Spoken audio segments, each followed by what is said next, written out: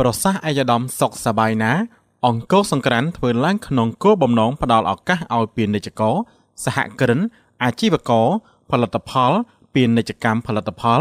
សិប្បកម្មនិងសេវាកម្មនានាទទួលបានប្រយោជន៍ធុរកិច្ចពីកំណើនទេសចរប្រសាសន៍អាយដាមសុកសបាយណាកម្មវិធីពិសេសថ្មីមួយនៃព្រឹត្តិការណ៍អង្គរសង្ក្រានក្នុងឆ្នាំនេះគឺមានឈ្មោះថាចង្វាក់បេះដូងអង្គរ Come to Life ប្រសាសន៍អាយដាមសុកសបាយណាព្រឹត្តិការណ៍អង្គរសង្ក្រានឆ្នាំ2025មាន38កម្មវិធី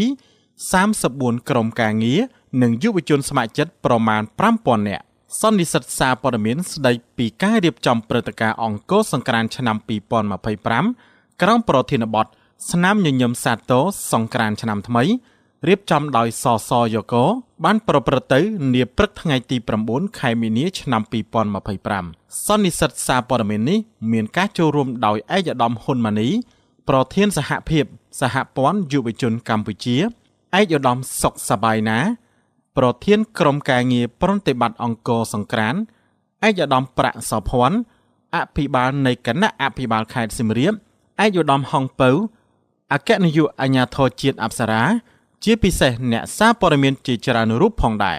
ឯកឧត្តមសបាយណាប្រធានក្រុមការងារប្រតិបត្តិបានមានប្រសាសន៍ថា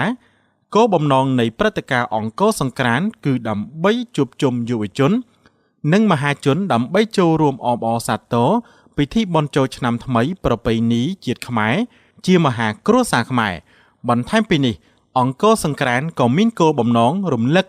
និងធ្វើឲ្យរស់រវើកឡើងវិញនៃមរតកបេតិកភណ្ឌអរូបី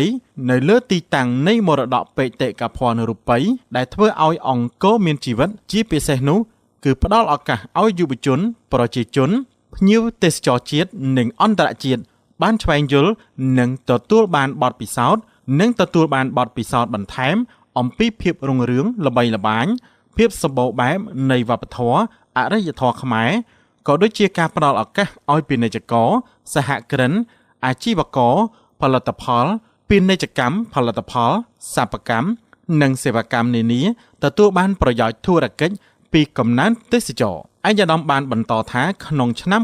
2025នេះព្រឹត្តិការណ៍អង្គរសង្ក្រាននឹងមានកម្មវិធីចំនួន38ក្រុមការងារ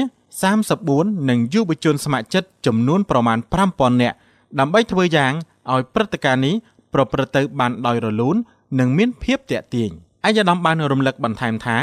កម្មវិធីពិសេសថ្មីមួយនៃព្រឹត្តិការណ៍អង្គរសង្ក្រានក្នុងឆ្នាំនេះគឺមានឈ្មោះថាចង្វាក់បេះដូងអង្គរ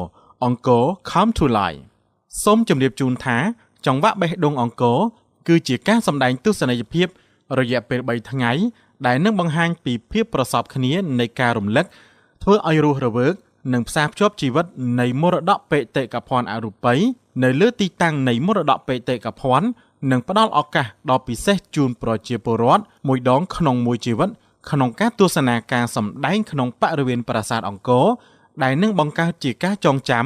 ក្តីស្រឡាញ់និងអនុស្សាវរីយ៍ដែលមិនអាចបំភ្លេចបាន